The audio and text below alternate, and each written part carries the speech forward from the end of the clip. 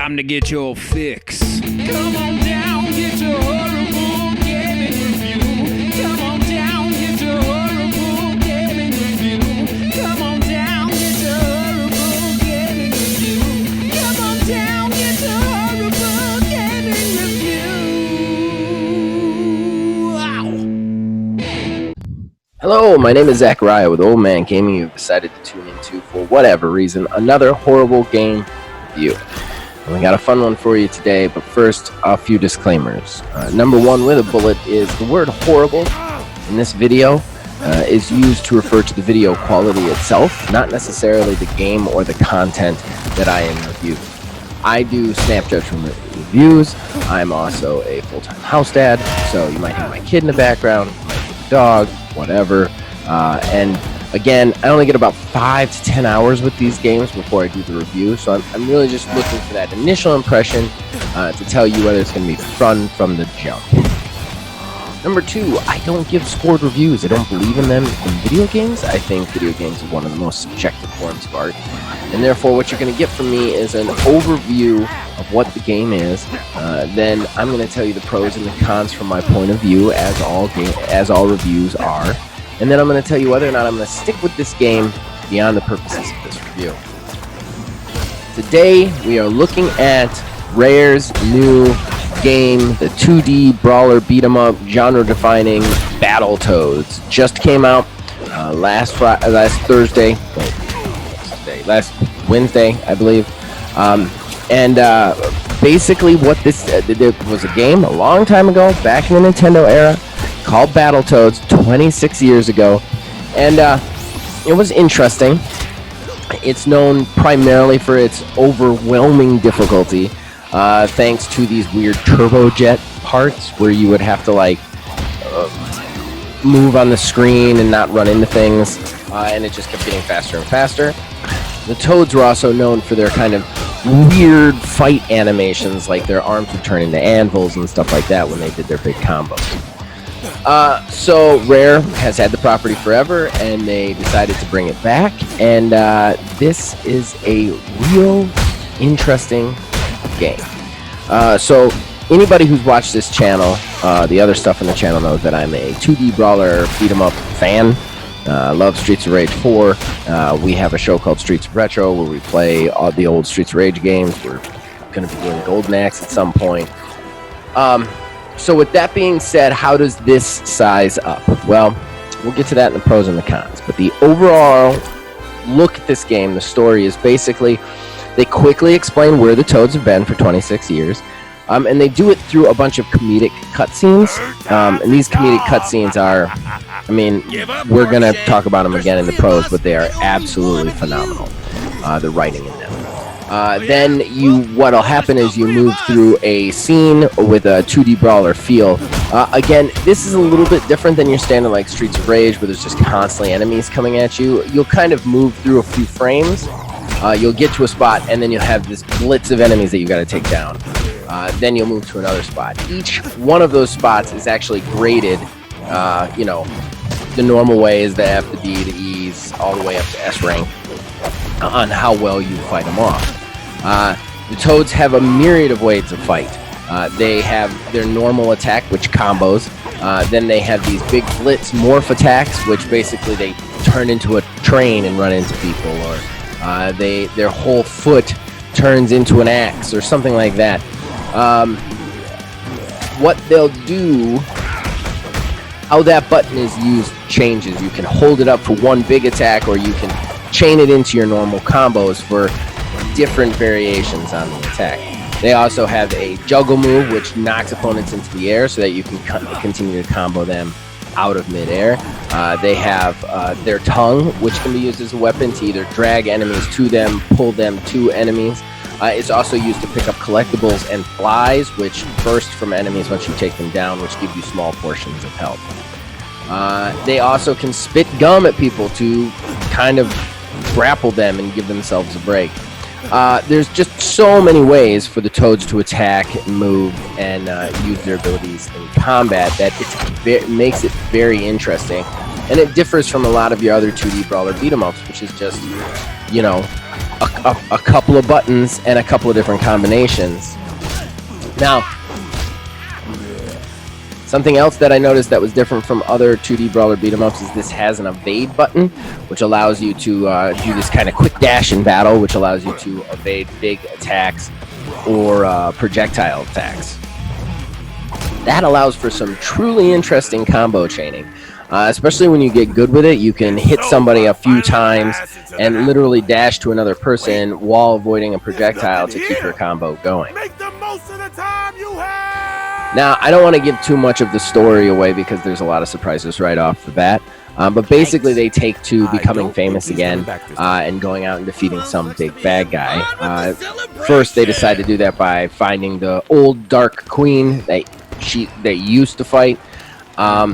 And that becomes a whole thing as well. Again, I don't want to spoiler it. I know I probably should get into it more, but I think that what I've seen already, I have not completed it, but what I've seen already, every cutscene just made me giggle, made me laugh, and had a nice little change that I wasn't expecting. Now, the levels are also broken up with different variations of what you're doing. So you're not always 2D brawling. You'll 2D brawl through a good chunk of the game, but then you'll get to a section where it's just about the turbo jets and not hitting things. Then you'll get to another section where you have to play basically Rochambeau with the other Toads to win a decision, which is a lot of fun. Also, in the level, you have these weird moments where you have to like stop and hack a security device, or you have to move into the foreground or into the background and do the fighting there, which also lends a very interesting level to this that I just wasn't expecting. There's so many times where it's strategically smarter to just move into the background during a fight or move back into the foreground during a fight, that it just lends kind of a weird, trippy feel to it. Something else that should be mentioned, I played this alone. I did not play it co-op. And one thing I found very interesting right off the bat is instead of just picking a character when that character dies or whatever, you're done, you can actually switch between all three Toads, which is kind of interesting since all three of these Toads have different strengths and weaknesses. They play different in the actual combat. So I actually found it strategically sound to switch to certain Toads for certain times. And that is a really, really interesting way to do a 2D brawler, in my opinion. One of the more unique takes in this game, in my opinion. Just because I could switch to Pimple for the bigger, brawlier guys. He's also got more reach, so if I needed to reach somebody over like a pit that I couldn't cross with the other guys. Whereas Zitz was really good at juggling, so if I was just fighting the normal enemies, I would switch to Zitz for the S-rank combo. It's just very, very interesting that they all play differently and that you can kind of switch between them. This also, if instead of having like traditional lives like the Streets of Rage, if Zitz goes down, one of the other two tags in, and you have a cooldown before Zitz can come back. And if all your Toads go down in that cooldown, that's when you get the game over screen. Otherwise, you can just keep going through it. So let's go to the pros. There is no shortage of them. First of all, I love the chaining between characters, the tagging in, tagging out, and how they handle the life in this game is one of the best parts of it. From a technical standpoint, it just makes it so interesting. It makes me think about the fight in more ways than just how I'm going to combo the guys, how am I going to move through the screen. It's also who am I going to be using for this. There's been fights where I've switched between two just because it was the most efficient way to get through the fight. And that's really fun. I really enjoyed that part of it. Pro number two, and probably the biggest one, I can't state this enough, and comedy is just as subjective as video games, so other people out there might not agree. I think this is the funniest game I have played in a long time. The writing is snappy and fun. Even when it's lewd and fart jokey, it's still quick-witted and just great. I found myself laughing, like belly laughing at every cutscene that I've been present for. It's just great. It's got this weird Invader Zim snap to it, while having just kind of this light and fluffy feel. It's just great. I wish that there were more games written like this, that the cutscenes were so interesting that I'm almost bummed when I get to go back to the game. My biggest technical pro, even though I already said one already, this is definitely my favorite, is the way that this game remembers where you are in the game and jumps you back to it. So I jumped into this game right off the bat for about 10 minutes just to play it because I was waiting to do a recording with Philbilly. I didn't even get to the first stage. I didn't plan to. These stages are actually relatively long, which surprised me, but I didn't get through it. So I figured I'd quit out and I'd start it back over when I went in. I was just trying it, whatever. When I went back to it later, I was right there, exactly where I was, is where I loaded into the game. And I've had basically that same experience every time I've loaded back into this, is that you can quit out in the middle of the level. When you go back to the game, that's where you will start. That is really cool. You can't do that in any other 2D brawler that I've ever played. You gotta start from a level start, even if it saves. This is great. It allows these levels to be really huge and really robust too. I think one of the stages I fought through took me 22 minutes to fight through it, and I wasn't like dying. I didn't die once. That's really cool. You get these really long, cool stages, and it doesn't feel overwhelming because at any time you can quit and go back into it. It's just great. All right, so let's talk about the cons. There's not a lot of them. This is a really good game. What you're hearing out there, the hype out there, it's real. It's good. I'm going to say, though, and this might be a little bit nitpicky, the insane amount of morphing attacks and how cartoonish they get threw me for a loop when I first started playing, in the way that I had a hard time telling what I was going to do when, like, instead of like just a simple movement animation, like when somebody's turning into a train or turning into a chicken or something along those lines, it kind of like, I don't know, some of them seem a little long and a little silly, and they kind of throw me for a loop, and they're very hard to figure out where they would be in battle.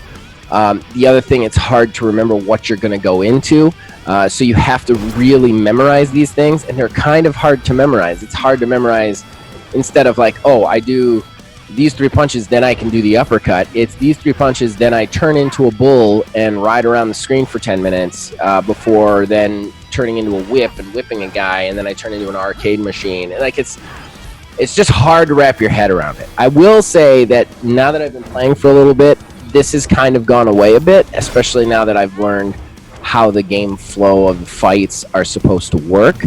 But I think there's a little bit of a learning curve there, and some people, especially the hardcore 2D brawler players, might be a little bit thrown off by how cartoon extremity it is when they first start playing.